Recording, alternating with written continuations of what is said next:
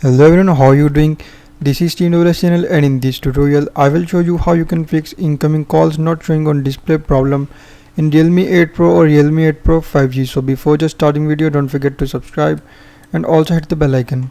So to fix incoming calls not showing on display problem in Realme 8 Pro or 8 Pro 5G, first of all simply you just need to open call settings. So first just go to settings and then open call settings and follow every single step as I'm showing you in this video.